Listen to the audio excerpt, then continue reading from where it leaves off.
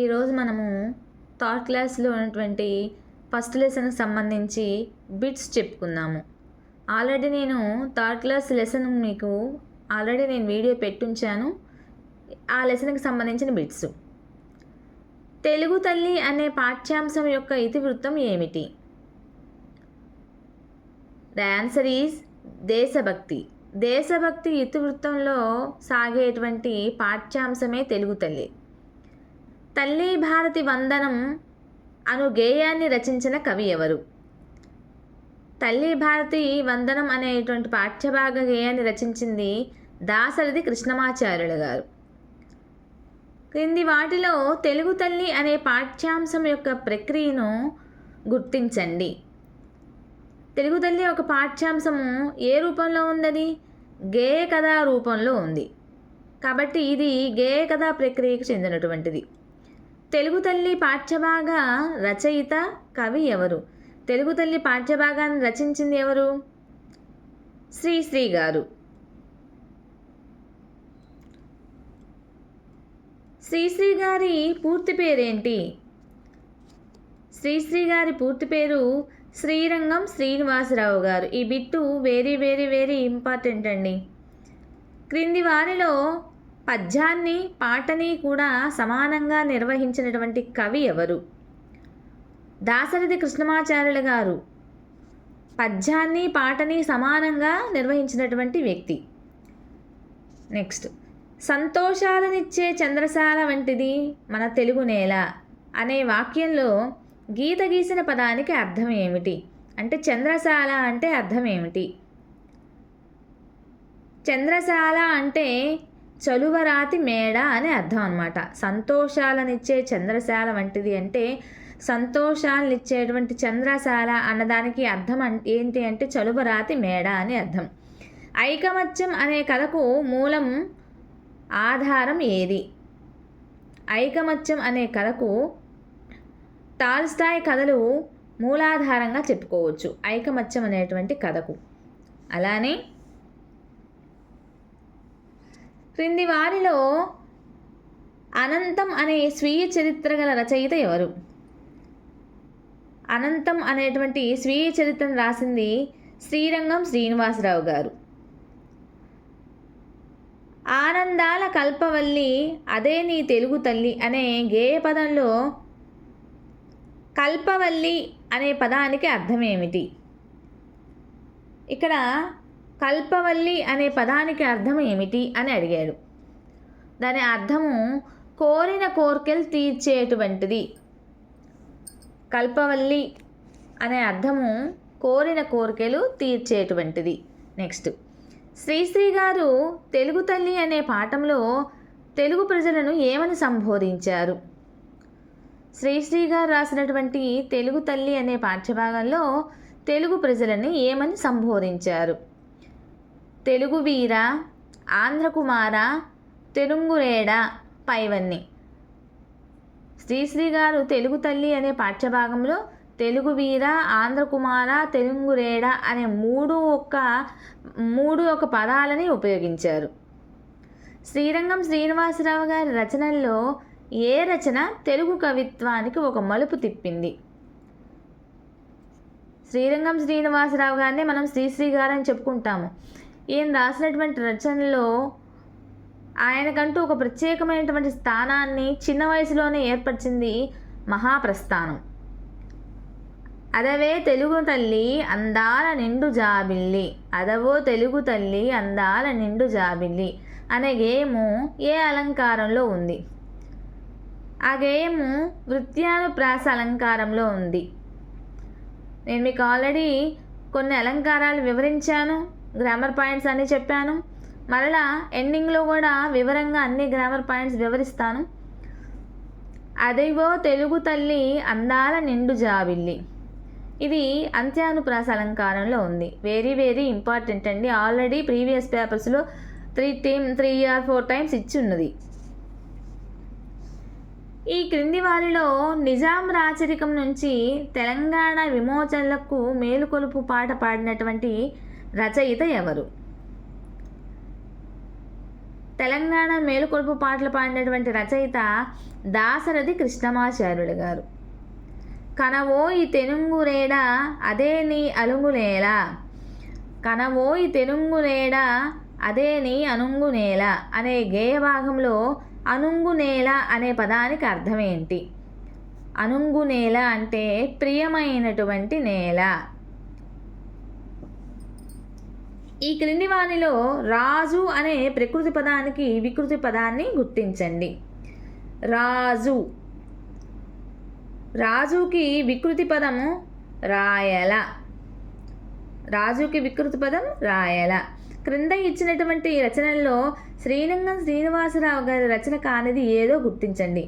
ఇక్కడ మనం బిట్టు చదివేటప్పుడు 1-2 సార్లు బాగా అర్థం చేసుకొని చదవాలండి. ఆ తర్వాత మాత్రమే ఆన్సర్ చేయాలి. ఇక్కడ ఆ బిట్టు చూడండి. క్రింద ఇచ్చిన రచనలలో శ్రీరంగం శ్రీనివాసరావు గారి రచన కానిది ఏదో గుర్తించండి అన్నాడు. ఇక్కడ ఖడ్గ సృష్టి, మరో ప్రస్థానం, అనంతం అన్నవి శ్రీరంగం శ్రీనివాసరావు గారి రచనలు. ఆయన రచన కానిది తిమిరంతో సమరం. కదలవోయ్ ఆంధ్రకుమార నిద్ర వదలవోయ్ నవయుగం నిర్మింపక సాగవోయ్, కదలవోయ్ ఆంధ్రకుమార నిద్ర వదలవోయ్ నవయుగం నిర్మింపక సాగవోయ్. కదలవోయ్ ఆంధ్రకుమార అన్న రచయిత ఎవరు? మనం ఆల్రెడీ చెప్పుకున్నాము. ఇప్పుడు ఏ పాఠ్యభాగం గురించి అయితే చెప్పుకుంటున్నామో ఆయనే అన్నమాట. ఆయనే తెలుగు తల్లి పాఠ్యభాగ రచయిత శ్రీశ్రీ గారు, శ్రీరంగం శ్రీనివాసరావు గారు. ఇక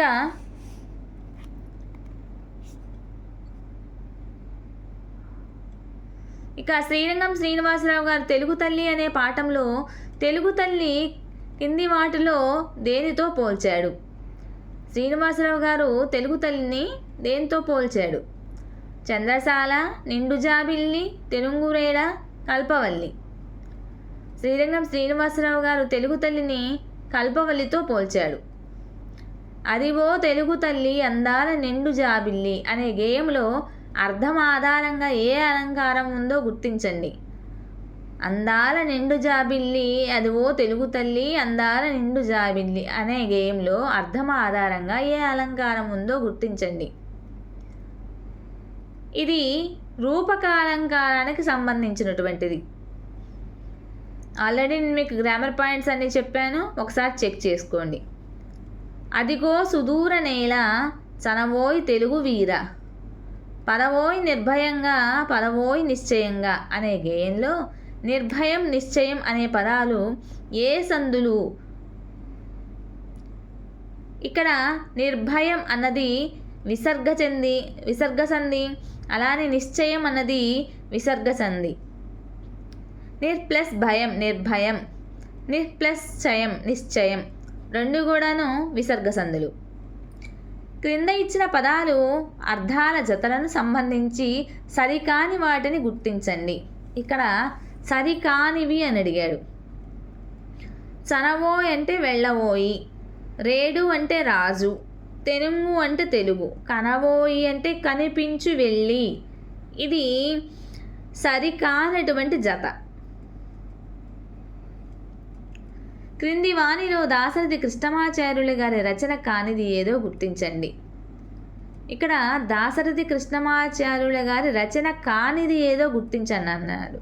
అంటే ఆయన రచనలు ఏంటో ముందు మనం తెలుసుకుంటే ఆ రచనలు కానిది ఏందో అప్పుడు మనకు అర్థమవుతుంది.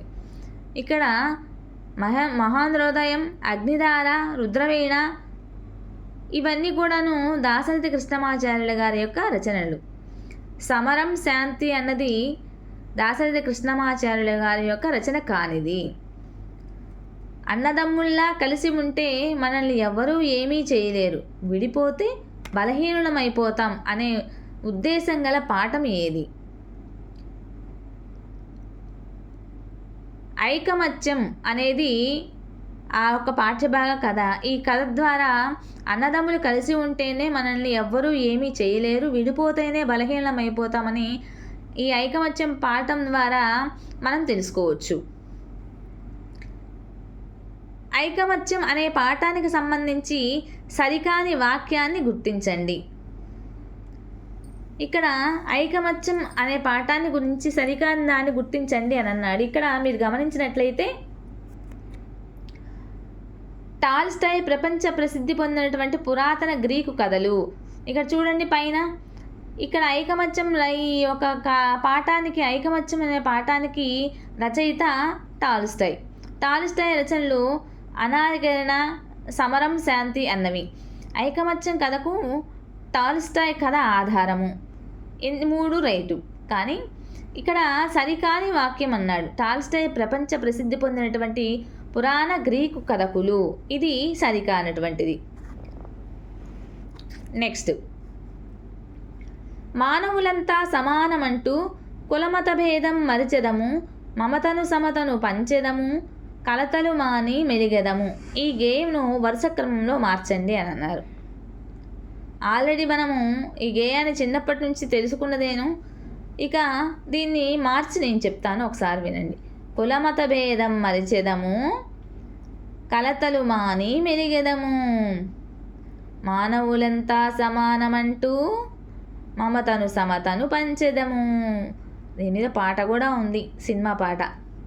అది మనం అట్లా మొద్దు గుర్తుగా గుర్తుంచుకోవచ్చు. నెక్స్ట్,